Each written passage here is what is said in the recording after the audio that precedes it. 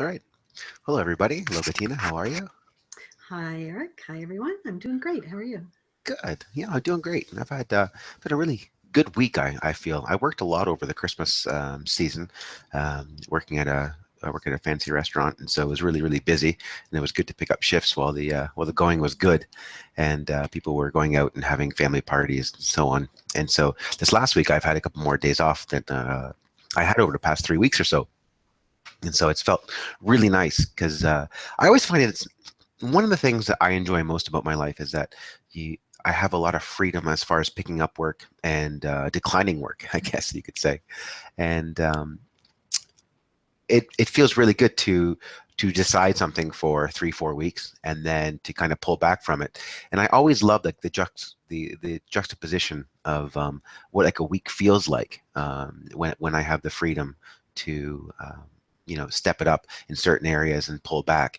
And I think it's one of the things I value most about not having a 9 to 5 job that's very set and routine.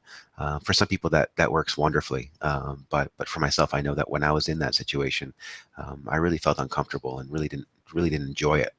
And so having designing a life in a way that some weeks I work a ton and some weeks I work less. It just works for me, and I'm just kind of grateful. And it always feels nice when I can contrast what this week feels like versus a week 2 weeks ago. And I don't know. For me, it always I feel like it keeps me in touch more with what like living my life is all about.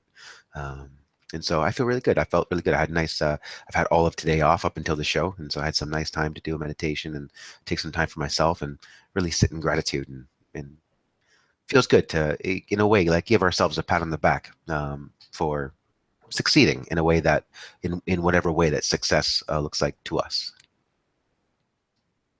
Yeah, I agree with you. It's so nice to have that freedom to take the time when you need it. And I don't know what I'd do if I had a full-time job now, to be honest. I really like, well, as you know, most people know I like my quiet time, but it's that whole idea of, like you said, you have time when you want it and you can do with it what you want to do with it, but you don't have to worry about, being at a job at any given time. I've been cleaning for 2 days. Just well, I think I said last week I didn't do much of anything for the last 4 months. I feel like I didn't. That's probably not true because I know usually when Peter comes home from work, we do our "How was your day?" and "What'd you get up to?" and stuff like that. Not in a, we never do it in a, well, did you pull your weight, or did you, were you lazy today or whatever? Because I always think I'm lazy, but in a, just sharing our day. And I always say, "Oh, I didn't do anything today," and then a few minutes later I'll say, "Oh, I did this and I did this and I did this and I did this," and I think, why did I say I didn't do anything today when I got all this stuff done? Um, but I think I still, in the past, have piddled away a lot of time um, online, doing all that kind of stuff. Um, and to be honest, I don't even know where the time goes sometimes. But I noticed this past, well, since the new year, I've been really in that. I'd like to be more productive. I'd like to get more done. The house has been looking pretty ragged. Just not that it doesn't get cleaned, it's just that messiness. There's stuff all over the place. It's like you really have to look at, do you have too much stuff when you look around and it's all lying all over the place because you don't have anywhere to put it. So I'm really into this. I watched a, what's that called, Minimalist. There's a documentary on Netflix called Minimalist, and Peter and I watched that, and it really appeals to me, that whole paring down and not having too much stuff around, and um, just like seeing clean surfaces, clear surfaces um, around the house. The coffee table and the desk in the living in the my office, and all those kind of things where it's a good place to throw something when you don't know where to put it or it doesn't have a place of its own. So that's what my week has been like, is paring down, finding a place for everything, cleaning up. Um, and I've been like cleaning for 2 days now.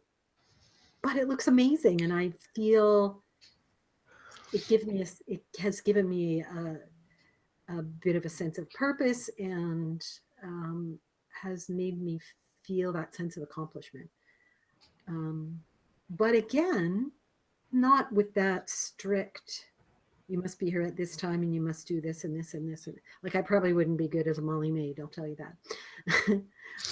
But that whole idea of you do it in your own time and you follow your own rhythm, and that kind of life really appeals to me. And I did the 9 to 5 thing for many years, and then I had my own business, and so I've tried all sorts of different things, and this kind of fits the best for me. So yeah, I get what you're saying. Yeah. I think it's one of the, I know that we all can't just jump into a designed life perfect, like as it's perfectly set up for ourselves. Once we have like our come to moment, sometimes we just can't do it just the next day and make it all happen. But I feel like it's one of the most important exercises we can do when it comes to making ourselves happy and living the life that we want. Um, Especially, if we have the wealth to have internet. I mean, we're pretty fortunate. We do have options as far as how we're going to make our money. Um, and I understand that sometimes we make commitments, whether it be financial or children or all sorts of things, that can sometimes, we've taken on responsibility that doesn't allow us a full range of freedom of just choosing a new direction in a certain moment. But I really do feel that understanding ourselves, and what a lot of this work does is helps us look inside and see where our strengths are, and what are some of the things that we don't mind doing, and some of the things that we like doing, and helps us identify the things that we really don't like doing, and then taking the time to design consciously, to consciously live. That was the word that brought us together, conscious living. And to consciously choose a life that will fit um, the things that you like to do, um, and you get to do more often than the things that you don't like to do, and just keep moving in that direction. And it provides a tremendous amount of peace and comfort, and it gives you a tremendous sense of freedom within your own life. Um, and I'd encourage anybody who comes across this video to take the time um, to start to sit down and decide what it is that we would like to do with this life. And it doesn't have to be anything grand. You don't have to climb mountains or reach some grand goal. It may be a part of that, but more so just designing what every day looks like for you. um, I think would alleviate a ton of unconscious living. And the more that we feel compelled and feel like we have responsibilities for things that we don't even like anymore, that has a tremendous amount of soul weight that we carry around in our lives, and then we just don't really show up in our true selves or as best as we can be. Yeah. I, well, that's a good segue to what we were talking about before, because I started, as I always do, on January 1st. I start my Course in Miracles daily lessons over again, because there's 365 lessons, and so I always start on January 1st and work my way to the end on December 31st. And this year I joined a group on Facebook that that is doing it every day. And the woman who started it, I think I mentioned this last week, I don't know, um, is the wife of Robert Holden, who is a big teacher of A Course in Miracles and the Enneagram, which are two things that are very dear to my heart, and two things that I use quite in quite extensively in my own um, spiritual work. So I joined this group, and then suddenly, for some reason, this is the third or fourth time I've gone through the lessons, started the lessons. And for some reason, I I think it's perhaps that I left my self righteousness at the door. Um, I'm suddenly getting so much more out of it. It has way deeper meaning for me. And it's like hitting me every day really, really hard and really deep. And I'm throughout the day, the lesson is sort of rolling around in my mind, and I'm seeing places where I can apply it. And when things happen that might upset me, the lesson will immediately come into my awareness, and it's sort of taken me by surprise because, um, like I said, I've been doing the lessons for probably 3, 4 years. And Peter and I used to teach a class because he, of course, used A Course in Miracles and still does. Um, and so it was quite surprising for me. So we're in the early days of it. And so why that relates to what you were saying, it has to do with when we choose our path in life, there are certain things that we put meaning on. The stuff has meaning, the car has meaning, the promotion has meaning, the dollar signs, the balance in the bank account has meanings, um, the relationships have meaning, the respect has meaning. Everything in our lives has a certain meaning to us. And right out of the gate, A Course in Miracles the first lesson is this, whatever it is in front of me, this stapler has no meaning. That's the very first lesson, is that you sit in your wherever you are and you look quickly around the room and you, without discrimination, um, you look around and you say that book has no meaning, that microphone has no meaning, that bulletin board has no meaning, the stapler has no meaning, and you just go through things. Those beautiful flowers over there have no meaning. So and you have to be careful if you are looking at something and skipping it because you don't want to attach no meaning to that specific thing. And so it really brings you into that place where you are realizing how much, like right out of the gate, how much meaning you're placing on everything in your life. Absolutely everything. Uh, and then, I mean, we're only on lesson 13, but it keeps going on about this no meaning, and it's just retraining your mind to move out of that ego place that has to create a problem, has to jump in and fill the void, has to create noise and attachments and thoughts that are ridiculous and really have no meaning. Yeah. So it's been already, 2 weeks in, it's been already a really fascinating journey for me. And I'm really enjoying it, and I'm really immersing myself in it. And, I've read through the text, and the text is fantastic. It's really hard to read through on your own. So um, I highly recommend, if you ever pick up the book, if you've ever picked it up and started reading it and put it back down again, you're not alone. There are many, many people out there who have had the same experience and had it sitting on their shelf for months and years and never given it another look see. But the lessons are where it really, really starts to work, where it really starts to teach you how to live in that loving presence, or the presence of love, whichever way you want to put it. And how to recognize the ego and what the ego is trying to do. So, and how it's trying to derail you all the time. So I have started a group on Thursday mornings from 10 till noon. for A Course in Miracles. It's free. I'm not charging anything for it because for me, it's going to be a learning experience. We'll be reading the text, and there will be some guidance there since I have done that before, and talking about the lessons and just really supporting each other and really living in that loving presence in the group and learning how to take that out into the world.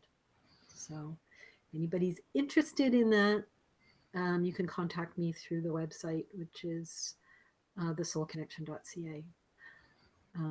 But I'll hand it over to you now. But yeah, it's a huge thing. It's a huge thing.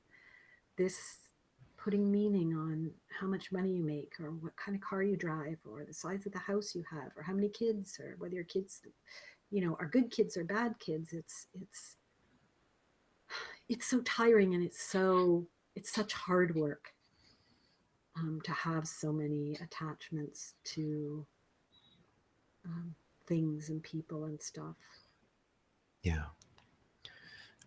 Yeah. So, You can feel like you're getting behind. Like sometimes when you talk about how the ego just goes off and it needs to create problems and attachments.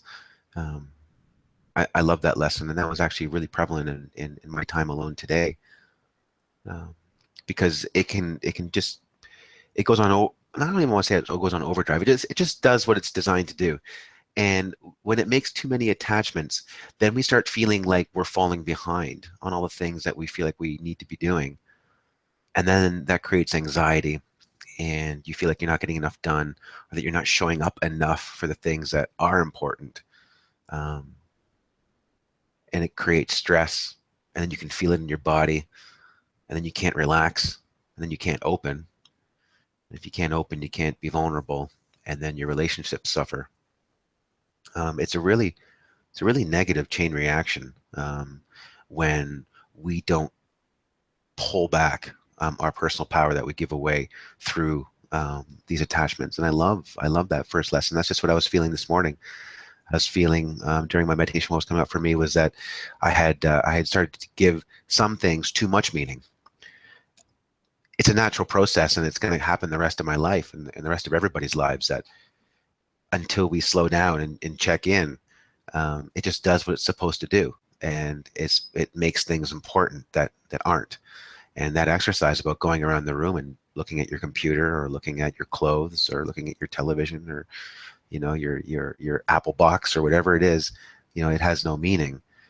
And it's a way of pulling back the power that we've given these things in our lives.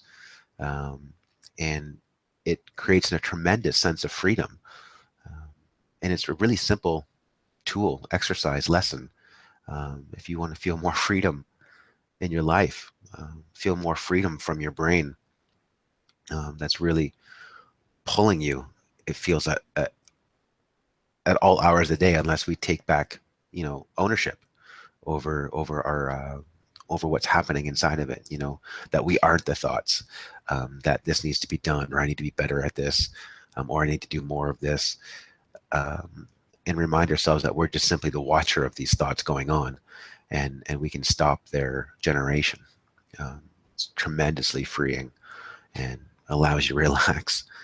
And then when you can relax, you can connect truly. And then when you connect, you can feel love. And really, that's what we want to feel: connection and love. And we can just, from a spiral that's going down, we can make it a spiral upwards, to our highest calling. And that's why I think it's so powerful. And I love that you've shared that and how it's symbiotic about what's going on for both of us today. yeah. Oh, it usually is, though, isn't it? Yeah. Yeah. Um, yeah, the idea of having those attachments and putting so much meaning on things, and how I think that's how addictions are formed. And when I say addictions, I don't just mean drugs and alcohol. I mean an addiction to TV or to Facebook or to, you know, whatever it is. Those addictions come because we put such huge meaning on those specific things to provide us with our sense of joy and happiness and love, and it's a constant battle, and we're constantly in running mode, and it's never enough. It's never enough, and it will never be enough.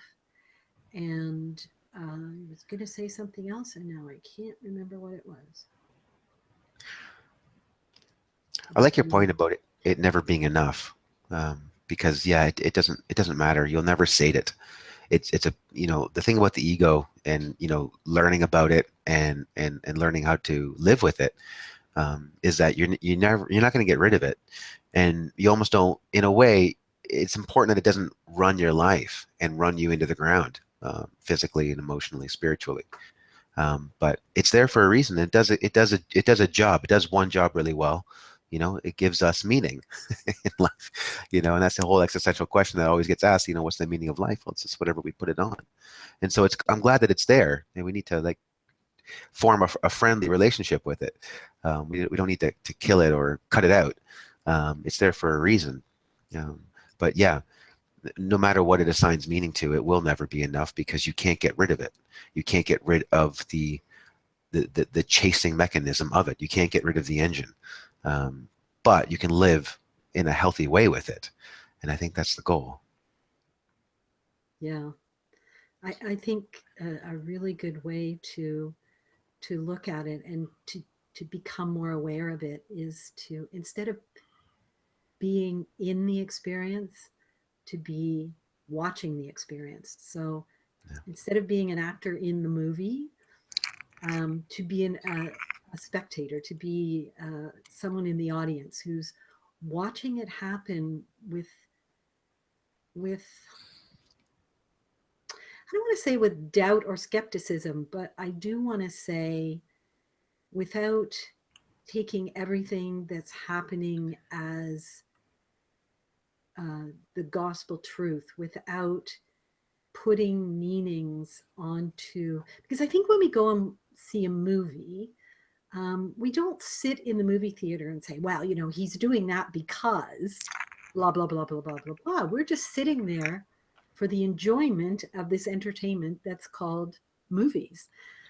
And I think we do well to look at life that way a little more than to be so immersed in it and so invested in the story. So to sit back and to just enjoy the experience that's happening, and watch it without judgment or without writing a story about why it's happening. If the guy in traffic cuts you off, you can call him a jerk, but maybe his wife is in the hospital and he's trying to get there to see her, or he's preoccupied. Maybe he just lost his job. Maybe he's got a really important meeting that he's put a lot of meaning on, and he's late for that meeting because he had a flat tire in the morning, and now he's not driving very consciously because he's got something else on his mind that has more meaning. You really don't know what's going on with someone else, and I always think if I cut someone else, using that same example, if I cut someone off in traffic or whatever, would I want to know that they were calling me a jerk or thinking badly of me because for some reason it happened? Whatever the reason is, of course I wouldn't. So why am I, it's that golden rule thing, do unto others as you would have them do unto you. It's that same thing. Why would I then call someone else a jerk if I would be really upset to know that someone had called me a jerk? It's really, you really have to look at it from the inside out, from your own perspective outwards. And um, and and I really do think that it's really important. And I think it's that whole thing, like the Dalai Lama says, be kind whenever possible. It's always possible. It's whether we choose to be or not. And what decides whether we choose to be kind or not is how we're feeling about ourselves inside, and how much meaning we're putting on a certain outcome, um, that may or may not come to be. Because when we put that much meaning on an outcome and it doesn't happen, it just turns us inside out. And um, and then we're not kind. We're not, because we feel so horrible inside. Yeah. Yeah, it's really true. And then, of course, like just what feels better? Does it feel better to ream somebody out in your head, or does it feel better to just relax and forgive them? Because who hasn't cut somebody off mistakenly, unbeknownst to yourself? I'm sure we've all done it, and we've all done that example and so many more. We've all canceled on plans. We've all been too much in our heads and not recognized something in another. All these things that we then go off and tell these victim stories about after the fact to somebody else. We've all done it ourselves. And that's really what I really think, when we're all tense, when we're stressed, when we're full of anxiety, this is when we don't have the compassion and we can't connect with that other person. And if that other person just isn't even a friend, it's just an acquaintance, it still feels nice to connect with them and see their humanness and see how we're the same and how we're both capable of doing things that are sometimes rude or um, not kind or not thoughtful. Um, just realize, our human folly, our shared human folly and our shared human greatness. But we're unlikely to respond in that way if we're uptight, stressed, feel like we're behind, anxious, feel like we don't have enough, feel like we're always being taken advantage of, um, feel like we are somehow deficient. These are the states that are going to get us feeling angry and reaming out and judgmental of another person. And then honestly, it's like drinking the poison and waiting for the other person to die. Make ourselves feel crappy, angry. Just it just reinforces the cycle of stress and frustration. Um, and we're the creator. It's my favorite reference to God. I think there is that we are all the creator. We create our experience. We create how we go through this life, and we can choose to spiral downwards, or we can choose to spiral upwards towards love and peace and compassion in a place of a loving presence. So it's up to us, and you know, the triggers will be there the rest of our lives. If you have 30 years left, 70 years left, who knows what science will be like in the future. Maybe we all have 100 years left. The triggers aren't going away. They're going to be there every single day, every single hour. It's just a matter of how we're going to deal with them and how we're going to feel as a consequence of it. Imagine how many lessons you could get through in 100 years. That's right. You could do the book 100 times and get a badge, and then it won't be enough. Yeah, Oh, and it will have great meaning. that's right. That's right. That's right. Then you can be happy. Then you can be enlightened. Yeah. Yeah. And that's what we do, isn't it? It's like, Yeah. when I get this, then I'll be happy. When I have, when I had 6 clients, I would say, when I have 8 clients, I'll be happy. That's right. And when I had 8 clients, it was like, oh, when I have 10 clients, I'll be happy. Yes. It's like, no, no, why can't I be happy? And that's, I think that's what happened. Is I started asking myself, because I didn't get the 12 clients or whatever, but I started asking myself, why can't I be happy now? Why can't I be what I want to be? Why can't I recognize that in myself right now? It's not even, I want to go and be happy. I want to go and feel love. It's like, I just need to remember it inside myself, right? It didn't go anywhere. It's not out there, because that's all meaningless. It's all Yeah. right here inside me. And I just have to, stop making up stories about the world and look into myself and find the love, the joy, the forgiveness, the kindness, the compassion, the beauty, the wisdom, everything, everything is right there. And we just are looking in the wrong direction. You know, they always say, oh, when you point a finger, how many are pointing back at you? Yeah. When you blame someone, it's the same thing. It's like you're pointing at someone else and saying, you need to show me I'm lovable, or, you need to treat me so that I feel love. Um, but the other three fingers are pointing back at me. And if I don't come from a place of love, I will not see it in the world. Yeah. I will not see it in the world. I have to see it in me first. And I know it always sounds so simple, but once you start your practice, it gets easier and easier and easier.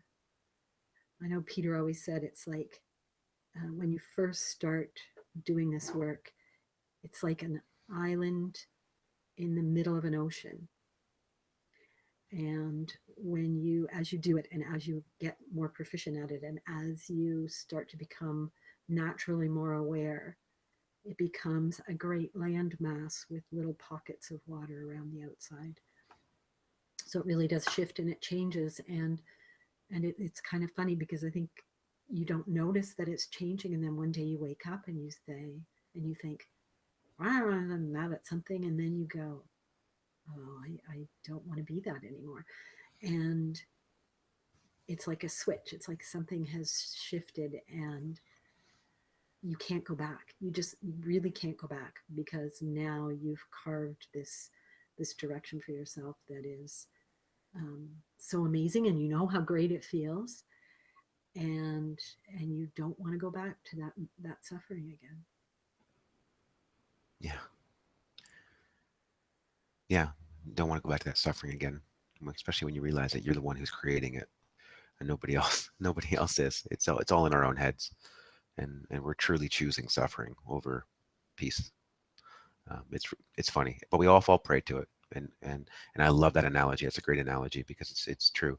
Yeah, like your solid ground grows, and it's so much easier to get back to it and remind yourself, how far you've come and how much stability you have access to. Um, yeah, it's a great example. Yeah. But I know that we skipped this on last week's show, and I know that we've used up our time as well. And if you would finish us off with a meditation on this Oh, show, Bettina, I think that'd be fantastic. yeah, absolutely. Yeah, we Great. did, didn't we, Noah? Wasn't a big deal, I guess. All right, let's close our eyes and take a deep breath.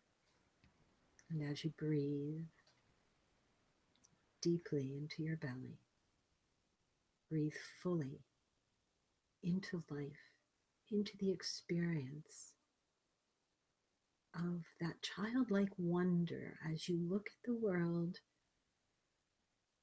with no meaning attached to it,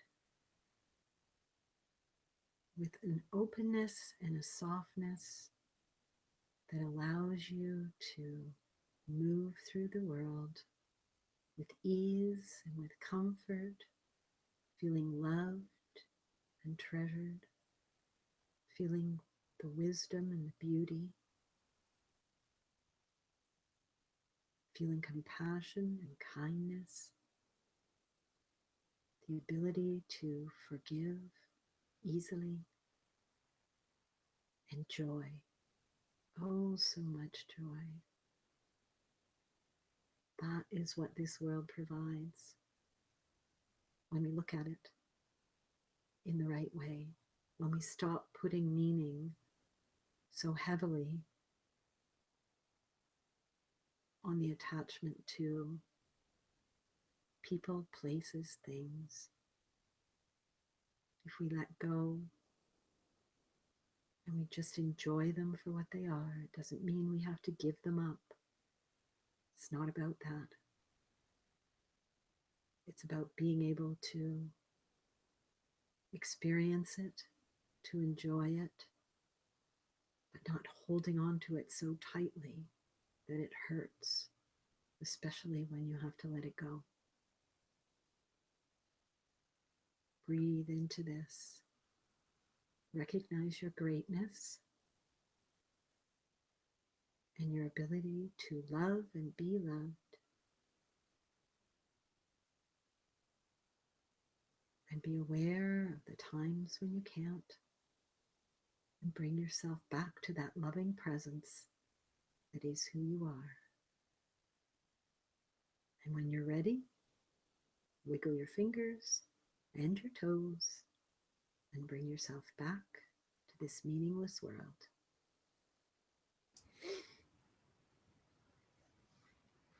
Yeah, I like that idea.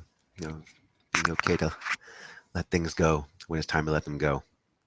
I think that causes us a lot of struggle and causes us a lot of, we settle for a lot if we think we can hang on to something.